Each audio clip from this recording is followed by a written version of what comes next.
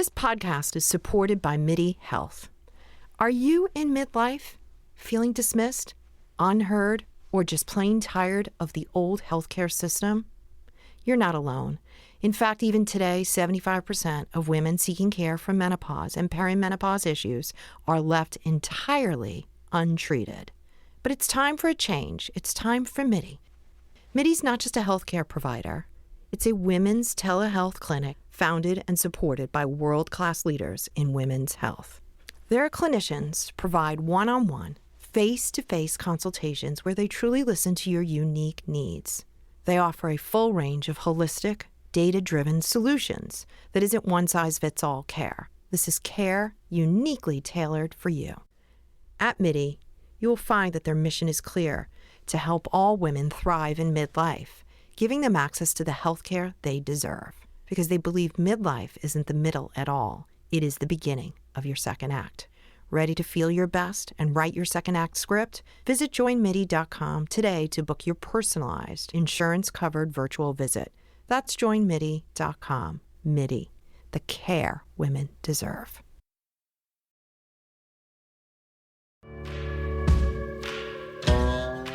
I'm Alice. And I'm Brett. And this is The Prosecutor's Legal Briefs.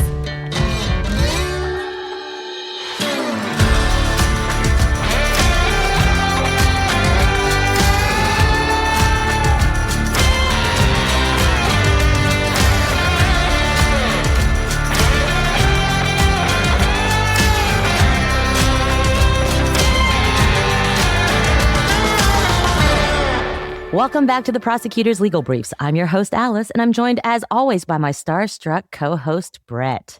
Starstruck is right, Alice. I mean, I'm always starstruck by you, of course. But today, I am so deeply honored to have our guest and can't wait to talk to her about her career and all the amazing things she's done. You guys don't even know how starstruck you're about to be because we are so lucky to have a good friend of the show, Chandler Baker, on the show. Now, some of you may be thinking, I know that name. I know that name. Boy, are you about to know Chandler in this interview. She doesn't give interviews like this a lot. I was just telling Chandler that in order to get her booked for this interview was like harder than getting to the president, to the Pope, to the Queen. It was awesome. We went through like 3 different assistants. I had to give a blood sample and prove that I was not some weird AI bot. You know what? It was so worth it. We were going to do it because, guys, Chandler is not only a brilliant lawyer. She's one of those lawyers that so many of you write in about. She went to law school, a phenomenal law school, practiced big law, was doing the whole corporate law thing and took a leap of faith, left it all behind to try her passion of writing. And it didn't just pay off. She is really transforming the landscape of how women write in this day and age. Her books are picked up by Reese Witherspoon's book clubs. She has written screenplays. You probably all watched one of her smashing successes over Christmas, Oh What Fun, starring Michelle Pfeiffer. And she has so many more creative works in the process. Chandler, thank you so much for being here. Oh my goodness. Thank you. I mean, all of that's so funny since obviously you just have my cell phone number and we text in real life. So that's why it was so funny that even with that I had to give a blood sample and proof of life to be able to book her for an interview. But really, Chandler, I mean, you're right about this. We actually go way back because we share a common best friend who I think probably introduced Chandler to the podcast. And the only reason we're able to get Chandler is because she sometimes listens to the podcast. So we are so honored. Yeah, Chandler. I do. Of course I do. I know. I was just saying that I am a member of the gallery and I listen to the podcast and I love it. And you also, of course, write not only legal, but true crime, mysteries, dramas that really touch and strike a chord with readers in a way that I don't think we've seen in a very long time. You know, you always say that there are these writers who really bring reading back to life for people. And I think that's what your books do. But before we get too far, can you give us like a snippet of your origin story? Chandler, you stay here so successful today as a lawyer, as a writer, as a screenwriter, as an executive producer. But Where are you from and where did all this creative energy come from? Oh gosh, big question. Let's see. I was born in Dallas, Texas girl, but moved to Florida when I was 10. So I went to middle school and high school in Florida. So that's kind of where I consider my hometown, but I live in Texas now. And I was always a big reader growing up, huge reader, but never thought I was going to be a writer. I guess if anything was a hint, I was a big journaler. I journaled like every day, starting in middle school, like all the way through college and maybe law school. And I just didn't know that being a writer was a thing that someone could do for a career. Probably like you guys didn't know being a podcaster was a thing you could do. Well, it didn't exist, I guess, when you were growing up.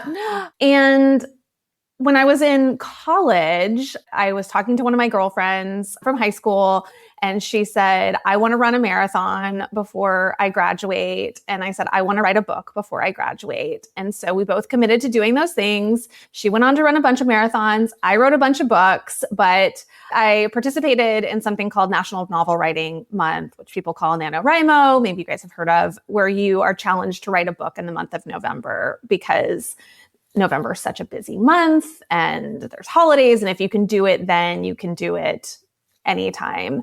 And so I did that my junior year of college and it was terrible. I never looked at that book again, but I just really kind of caught the bug for trying to figure out how to get published, how one would go about it. And at the same time, I'm very risk averse. I'm very type A, good student. So I was like, you either become a lawyer, or you become a doctor. And I'm really bad at math and science. So I was like, I'm going to law school. And I graduated a semester early from college to teach the LSAT and write a book. And so I did those two things. And yeah, really just kept having just enough success to justify sort of continuing to write while in law school and pursuing a legal career. So you were writing while you were in law school? I did. I got a literary agent my first semester of law school from the book that I'd written when it wasn't bad. Earlier semester. It wasn't bad at all then in that case. Yeah. Well, no, that was a different book. It was a different book. And that book still did not sell that I got an agent for. But I started ghostwriting for existing middle grade series. So kind of like Nancy Drew, Sweet Valley High, long running series that companies hire writers to continue those series. So I started writing those while I was in law school. I turned in my last one, I think a week before the bar exam. I don't recommend it. I could have gotten better grades. It was, I am so thankful I passed the bar. So now when you were doing this, that's like a full-time job. People do that for their full-time jobs, not also going to law school at the same time. So were you doing that because you had one goal in mind, you were going to publish a book, or was this just trying to dabble in an area to get to know the area? At that point, I really, really, really wanted to get a book published. I was feeling if I couldn't figure that out before I died, it was going to haunt me, right? I don't think I knew that it could turn into a full-time job. I am somebody who is not prepared to be a starving artist. And so I knew that it might have to be a side hustle for a long time, but I just really wanted to know that I could get something published. And ghostwriting was just a really good training grounds for doing that. I don't know, it's so hard. You guys probably experienced this too. Ghostwriting for me was at least a little bit of validation, something I could point to my parents that was somebody's paying me to write. It's okay that I'm taking time away from my legal career to do this. But it's tough in those early years. Can you talk more about that when you say, if you didn't figure out how to publish a book before you died, that was just going to kill you. That type of passion, I think, is exactly why you're so successful. Did that start when you wrote that first book? Can you talk more about that? Because I actually think in our disconnected society, there are many people who have never felt that type of passion for anything in life.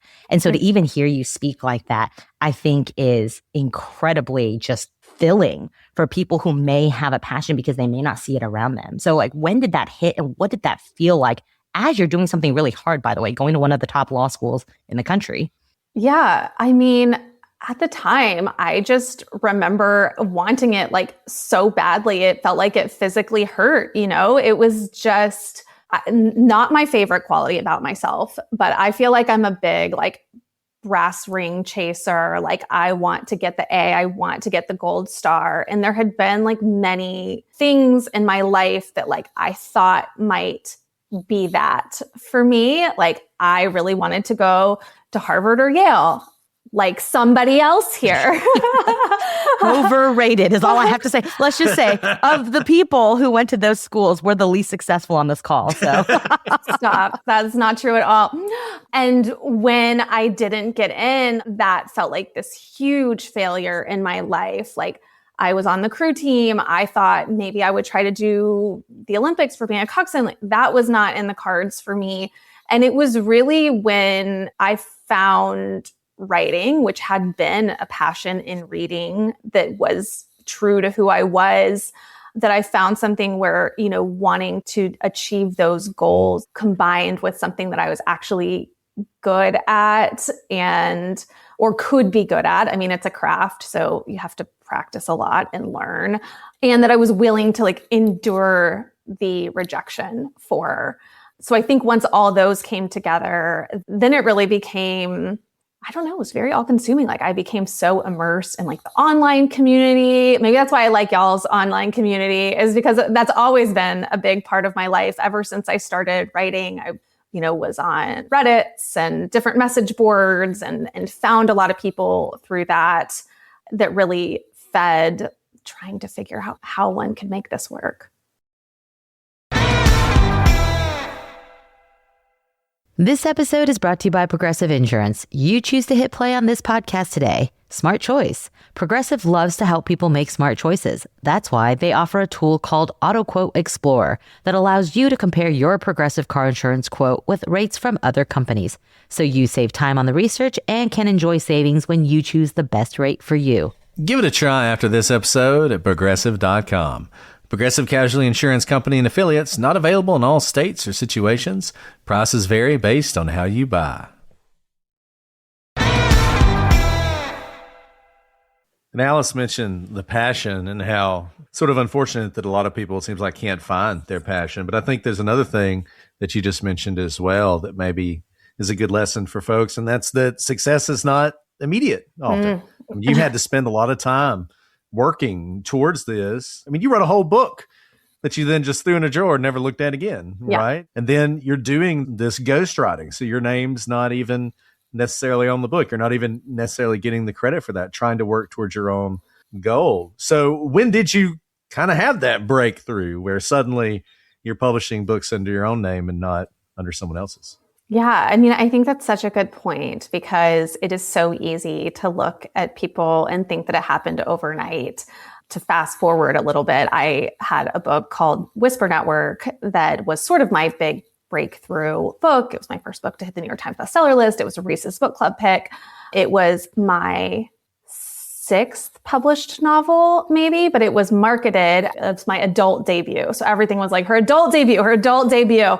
And so it felt, I think, to people like this big overnight success. Like this was the first thing that I had ever done. But of course, I had published 6 young adult novels before that point under my own name.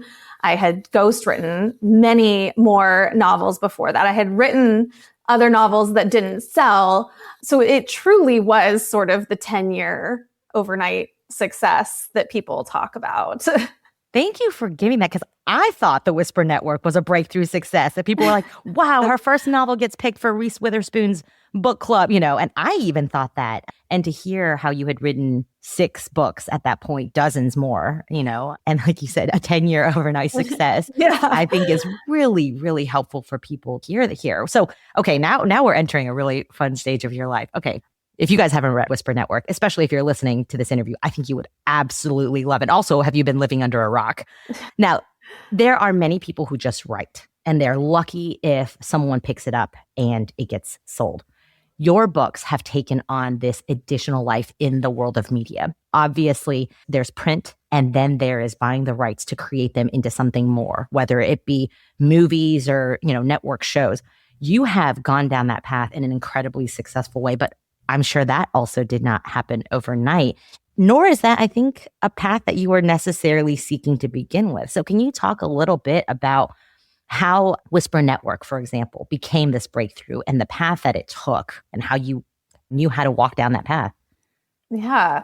I mean, when I first started writing, I was reading, I'd kind of gone through renaissance in my own mind. Like, I had taken some time off of reading for pleasure a lot. I think that happens to a lot of people that are big readers, actually, like at the beginning of college. And I became a reader again, sort of in this renaissance of YA literature, of young adult literature, with like John Green and Lauren Oliver and Gail Forman and all these wonderful young adult authors that we think of now. So when I started writing, that was what I started writing. I wanted to be a young adult novelist, and all the first 5 books I published were all young adult. And when I sat down to write Whisper Network, I really was endeavoring to write something closer to my own personal experience and my own personal life stage.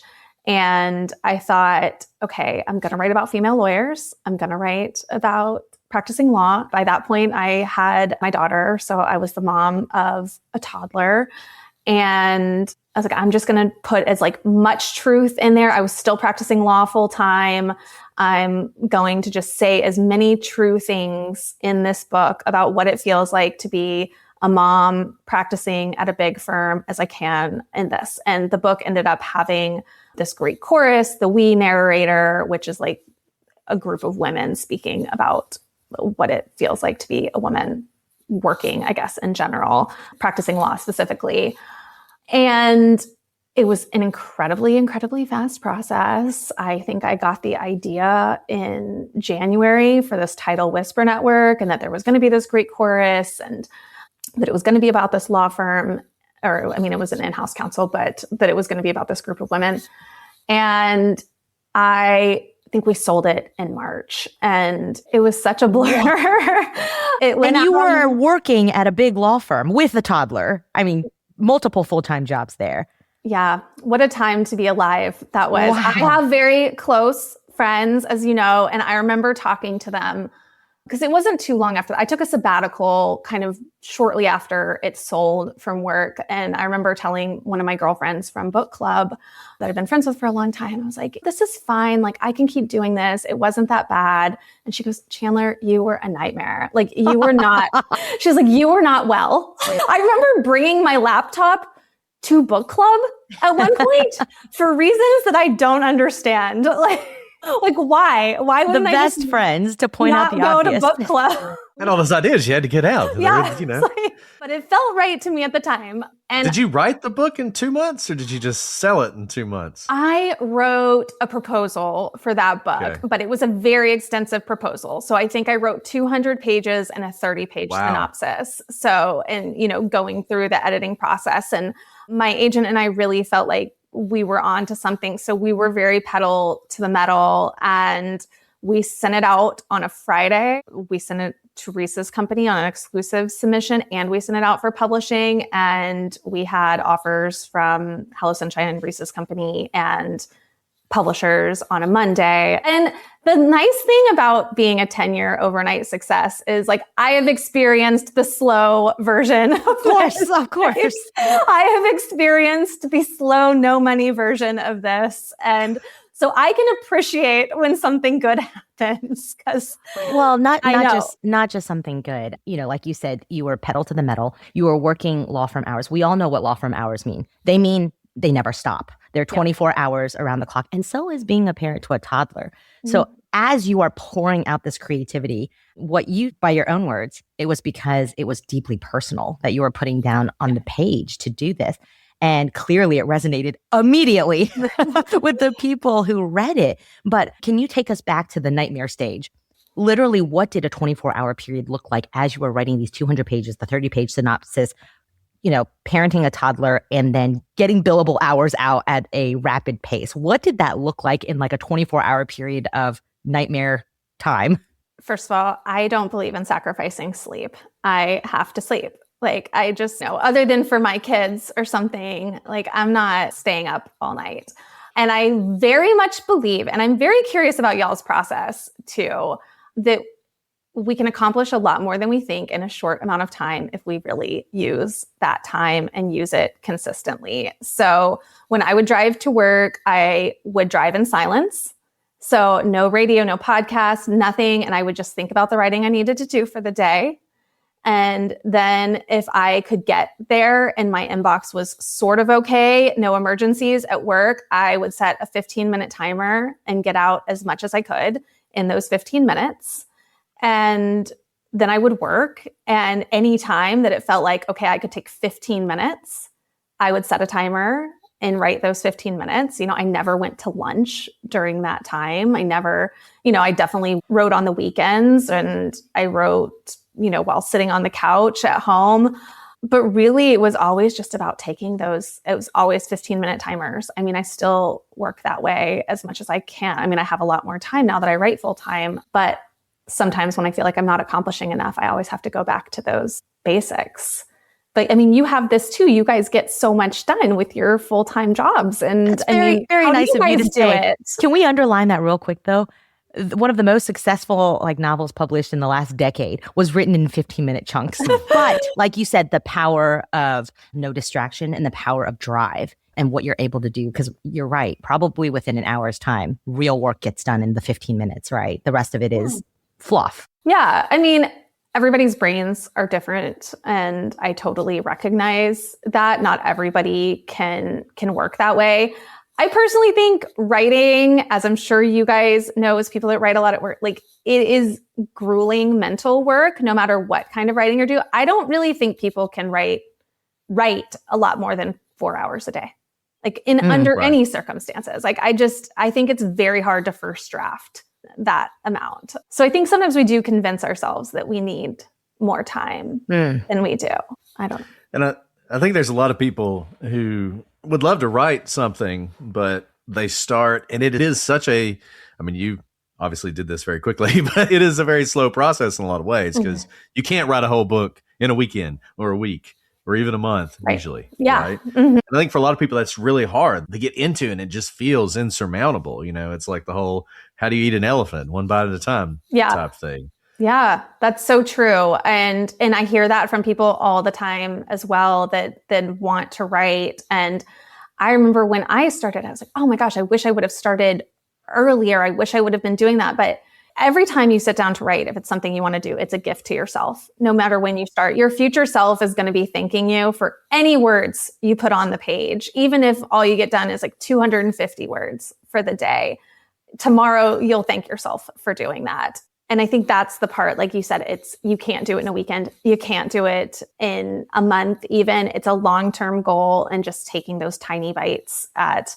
the elephant is the only way you're going to get there. And it doesn't really matter how small it is each day. You're chock full of wisdom, but there's so many paths of wisdom you can give here. And one of the things you barely touched on, which is actually a massive life choice, is you mentioned taking a sabbatical from the law firm at a time when, most of us work after going to law school at a stable job, because law school is expensive and because there's a stable income that comes from working at a place like a law firm. Now, obviously you had offers, so there was some light at the end of the tunnel, but it's a really big step to say, I'm going to step back from this gold star in the legal industry.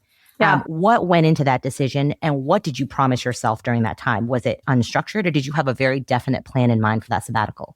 Yeah, I had to finish the book. I had to finish Whisper Network in that time. So I said I was going to take off the summer. I felt very fortunate now, I guess, that I had sort of carved out this niche for myself in the law firm of doing something where I had a lot of autonomy and I was very good at. And it wasn't a super glamorous area of law. I was working for a private equity fund doing a lot of front-end transaction documents. It was not the most sexy thing to be doing at a law firm, but I was kind of intentional about staying in that area because I knew that I could control my life and that I was really valuable there for people. So when I took a sabbatical, I had a pretty good idea that my firm would be okay with it, that they weren't going to love it, but that they probably wouldn't want to lose me at that moment, which wound up being true. And I just said, okay, I'm going to finish the book. I'm going to come back. I think I came back for 10 months, maybe, after the sabbatical before I left. I was maybe on contract for a little bit. I had like sort of a slow off ramp into oblivion. 10 months, by the way, is still a lifetime in a law firm. It is a lifetime. I thought you were going to say 10 days, but 10 months is a very long time.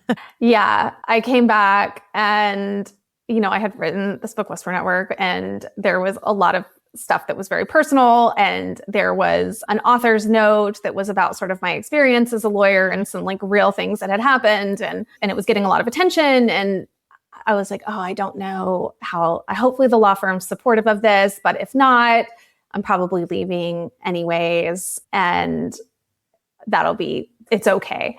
And then my husband took my job at the firm, like my exact job. And so I was like, well, it won't be my problem. I'll go. And then he took my job and I was like, uh-oh. Some sucker will have to pick up the slack. I love that. I didn't realize that aspect. Yeah. So he is still there in that job. I stayed on to train him for a chunk of time. Real test of a marriage. I was going to say, at least you got paid by someone else to do it. Oh yeah. I was like, when I left, I kept my contract rate for a while because he had been a litigator and he switched over to transactional when he took my job, which is something he'd been wanting to do. And it was a good opportunity to do it, but it's very different. And I just remember I was like, I have to have a contract rate if he's going to be asking me questions, because otherwise I'm going to have such a bad attitude about it. I love that. And I did. I had a very bad attitude. But at least you were compensated for it. At least I was compensated. But every time he asked me a question, I'm like, oh, this guy again. I love that. Okay, so you totally stepped away. And when you stepped away, you were not going to go look for another law job.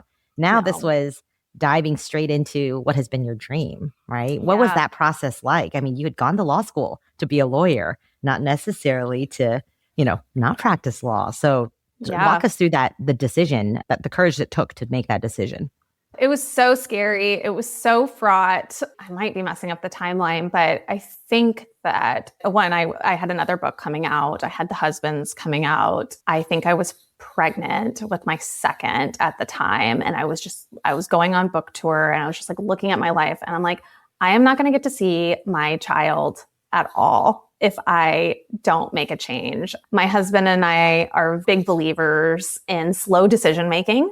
And we always try to wait until the last possible moment to make a decision in hopes that it will become clear, which sometimes means reaching a breaking point, but we consider that like a feature, not a bug, I think. And so, it had just gotten to this point where I was I worked in a satellite office in Austin. So I was driving up to Fort Worth to ask to reduce my hours, I think even further.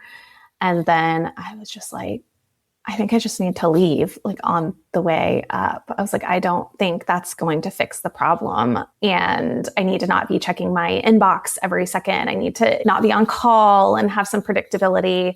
So I had a certain number of contracts in place where I knew that, okay, we have like X amount of time. We had a few years covered by the contracts that would cover my salary of what I was currently making, because I also knew that there was no point in leaving my legal job if I couldn't justify paying for childcare. I mean, you guys certainly know with childcare is takes an entire law firm salary. Yeah. And I didn't feel like I would get that much more done if I couldn't keep that part of the equation, because otherwise I would keep the situation I was in. But so I said I would give myself 2 years to try it. And I thought, okay, if it doesn't work, I can probably go back to the law firm. Like, I wasn't looking for another law job, so there wasn't really any animosity from the firm. And they had been very supportive, actually, after Whisper Network came out. And so we said we'd give it 2 years and that we would reevaluate it each year. And now I think it's been 7, maybe. So, and we're still okay. It's very scary, as somebody that goes from getting a paycheck every 2 weeks, that's predictable. Like, it took a lot to get used to the unpredictability, the idea that you're going to get paid in chunks and then you're going to watch it go down. And you have to be okay with that. You have to plan, you have to save, you have to know that contracts take a long time in this world. So you have to be looking ahead, like, what is my income, not next year, but the year after that? What seeds am I planting? But I do think being a lawyer and being sort of very practically minded about those things has really served me well. And then it's just been a process of finding the right schedule and structure around my days since leaving a job. I got so much done as a lawyer with writing that I was so scared that I would leave work and not get any more done than I got done when I was working full time. And it took me, a couple years to really find my rhythm, I think, and what my day should look like. Because being a lawyer forced you to be disciplined, right? Like you had to use that time. You had to be really efficient. Yeah. And so then you transition into this new world where you have all the time in the world, but then you have to find the discipline that you'd lost. Well, I got to say though, I mean, you've reached the mountaintop, at least in my mind. You have a Christmas movie. and not just any Christmas movie, but a #1 worldwide hit on Amazon Prime Christmas movie. So I got to know, how did that happen? How did you get the opportunity to do something like that? Just writing. I mean, I kept writing. And so that came out, oh, what fun, came out of a short story I had written. I had written a book called The Husbands, which was sort of a gender flip Stepford Wives about the division of domestic labor in modern marriages. And as part of my process that sort of started in Whisper Network, a big thing always became talking to all my friends about what was on their minds. And I take stories from them. I always have questions. And so as I was writing The Husbands, I was always asking my friends, like, what do you wish your spouse did without asking that they don't currently do? Or what are like the pressure points in your life? And so many moms told me that the holidays were this big stressor, that they felt out of control during the holidays. And, like the holidays weren't magic now that they were the mom in charge. They were hard work. And I didn't really have a way to work that into The Husbands in the way that I wanted to, but I decided I would write this short story where a mom essentially plans a special outing for her family around the holidays and gets home alone. So they forget her and she goes missing. So I wrote that short story, and I had started screenwriting sort of in the time between Whisper Network and The Husbands. I had written a couple of things that had sold. I adapted The Husbands, and I got the opportunity to adapt this and found great partners in Michael Showalter, who directed it, who really got it instantly. And Michelle Pfeiffer came on very quickly as well. And that whole process happened really quickly too. I mean, when you think about it, I think, we went out with that script in January. I ended up writing that script on spec, which means, I didn't get paid to write it. I wrote the script based on the short story, and we were in pre-production in like February. What? Just crazy, and shooting in May. I mean, we here at the Prosecutors love our Christmas movies, so we definitely watched it. We laughed our heads off, but it was so evocative, like you said. Obviously, you had a star-hitting cast. Yeah. How did you get like Ava Longoria to play like a kind of a side bit role? She wasn't even a main character, and I think you were in the movie as well. Holiday mom number 4. I mean, I couldn't get number 1. I couldn't get number 1. I couldn't get number 2. Or 3. World out there, thank goodness you're writing rather than acting, I suppose. Yeah. But everything was so evocative, which I know is part of your screenwriting. The dialogue was fantastic, but like there's one scene that sticks out to me. The mom, Claire, is like, everyone's like having fun eating and watching TV and like totally ignoring her. And she doesn't even let anyone she's being ignored, but she's like walking with all the trash bags down the stairs and like hitting the walls because the trash bags are so big and not a single person blinks, nor does she, which I thought was kind of the chord you're striking in the Whisperer Network, The Husbands, in Oh, What Fun, is you are seeing all these details, but you're able to describe them with something that people feel but may not have words to. And so I thought the moments where there wasn't dialogue, even what you wrote into it, really shows what an incredible screenwriter and writer you are. So I don't know. It was my favorite Christmas movie this season by far. Thank you. Thank you. We had a lot of fun making it. Yeah, it was a great cast. And Yeah, it's fun to have a Christmas movie out. I agree. Like Christmas movies are the only movies that I watch sort of repeatedly season after season. So it's fun to have one that's there. And my kids got to watch it. So that's extra fun.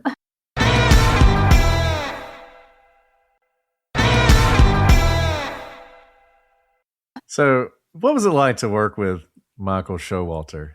Went on American Summer is one of my favorite movies of all time. So. It's so funny because the cast, it's like you'll talk to people and different people connect to different. There's people that are like Jason Schwartzman guys or, Michelle Pfeiffer. And then you'll get like a Showalter stan, which I always love. He's great. We're writing something together right now. Like we have very similar work styles. It's amazing to watch him work. He's such a quick thinker. Actors love him. He's great. It's been a great collaboration for me that I think will continue for a while, but he's very fun. We could talk to you literally forever, but I want to touch on, because we thank you for all of the backstory of how you got to where you are, but you also have a lot of exciting things in the hopper, including a new legal drama that's in the hopper. So you obviously write about what you know. Tell us a little bit about some exciting projects you have coming up and, what that looks like in the coming year. Yeah. I mean, the big one, like you said, is Discretion, which is a legal thriller starring Nicole Kidman and Elle Fanning that will come out on Paramount Plus. So I am co-show running it with Susanna Grant, who wrote Erin Brockovich. So great legal movie, obviously. We're in the writer's room right now, which means I just spent 6 weeks in LA. My husband, he has been really holding down the fort, and he is working full time still as a lawyer and watching our children while I've been commuting back and forth between LA, which is amazing. And I'm very, very thankful for. But basically what that means is that we're writing all the episodes. So we're on week 8, we have 8 episodes. So we're in the process of turning in those outlines. And it is very funny because now I feel like, I don't play lawyers on TV, but I write them for TV. So it is all law all the time. And I am trying to pull from everything I can remember about being a lawyer to write this legal show. And sometimes I feel like such an imposter because I'm having to go back and look up things from law school. It's about summer associates and amazing. That is a legal drama in and of itself. You're right. Yes. Well, who your favorite lawyers are. You can call anytime. Yes. I am accepting all stories, and I will legitimately ask you because I do worry. I have a lot of stories, as Brett knows, from my summer associate. Yeah. Maybe you want to make a movie about podcasters. Hey, there has not been any. Are there? I mean, only murders. Only murders. Yes. Which is great. Do you guys like Only Murders? Oh, I love it. I love it. Okay. Does it feel accurate? It's completely accurate except for the level of success. Yeah. Except for the level of success. Okay. I know it is walking that fine line, and I think about this a lot in the writer's room. I'll tell the room, I'm like, okay, well, this is what really happens. This is what really could happen. And now divorce me from reality. Right? You've got to take it to the next level. Yes. You got to unhook me a little bit from the reality of the situation so that we can dramatize it. So that we can dramatize it and write a good story and all of those things. And that can be a difficult process. So that is I feel like I've worked my way back into a day job, right? Because that is a full-time job every second, every day of my life. And I do have some other projects that have sold and not been announced, I think. But I don't think you're going back to the law firm. I don't think at 7 years you're going to have to renew again this year. I think we'll review.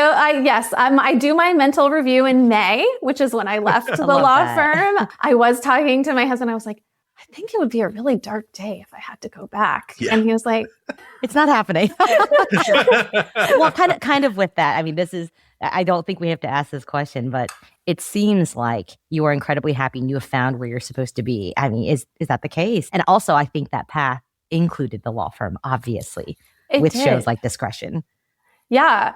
I could not have done any of this without having worked at a law firm, being a lawyer, having an experience outside of just being a writer, I think it has served me so well. It's something I'm constantly referencing in meetings and pitches, everything.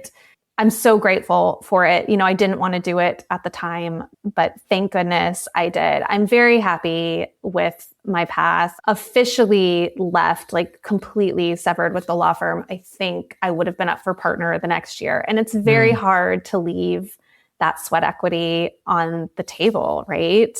But sometimes you have taken the path as far as you can, right? And the only way to break out even further is to take that big leap. So very grateful I did. I feel like I have the best job ever, even though it's, all consuming sometimes, but it's wonderful. Well, I will speak something into existence. I hope one day we get to work together on something. Yeah. Because you're this amazing. Has always been my goal. I know. I've been trying. I know you have. You have tried. And I go back to, we got to brainstorm with Chandler on a few things.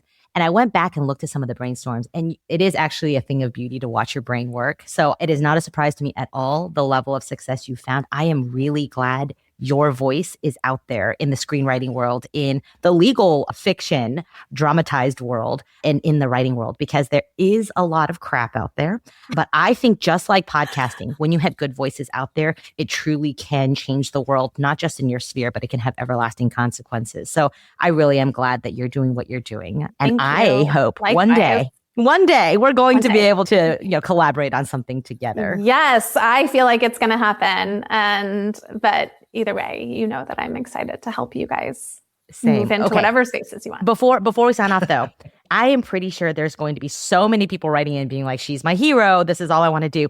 Parting words to anyone who may be on the cusp of taking a scary leap or wanting, not even quite knowing how to pursue a passion. Parting words to those people who are listening intently right now. Oh, start now. I think start now. Your future self will thank you. Whatever small steps you can take today will at least start you down the path. Amazing. I love that. That needs to be a shirt. Chandler, we'll make you a shirt and send it to you. Start now. Brett, is there anything else you'd like? Because I know that you are in the presence of greatness, and I will let you have a last word too. Look, I just want to thank you for coming on and sharing this time with you. And I hope that everyone who is listening will check out your books and your movies and your television shows.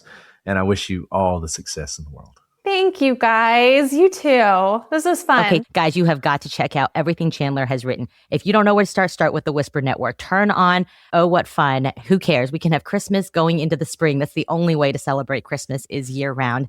And be on the lookout for exciting projects that she has already in pre-production. But until next time, I'm Alice. And I'm Brett. And I'm Chandler. And this is The Prosecutor's Legal Briefs.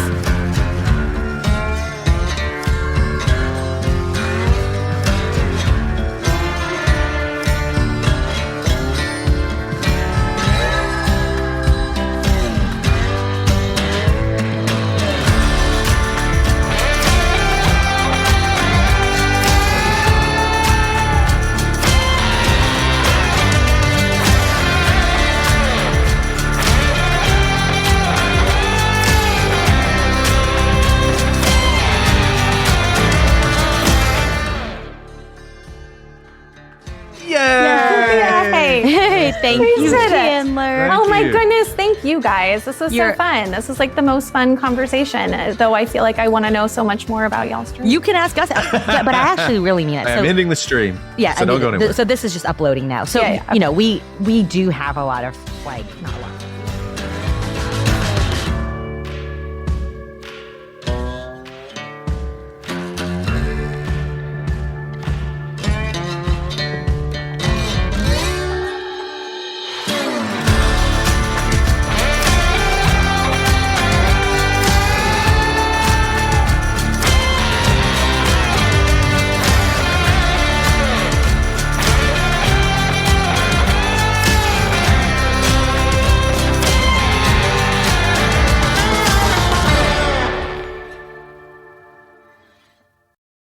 Pluto TV has thousands of free movies and TV shows. I swear. If I'm lying, I'm dying. This is the mindset. Free. This is the mantra. Free. This is with movies like Interstellar, Dreamgirls, and Gladiator. Are you not entertained? And TV shows like Survivor, SpongeBob SquarePants, The Fairly Odd Parents, and Ghosts. Pluto TV is always free. Huzzah! Pluto TV. Stream now, pay never.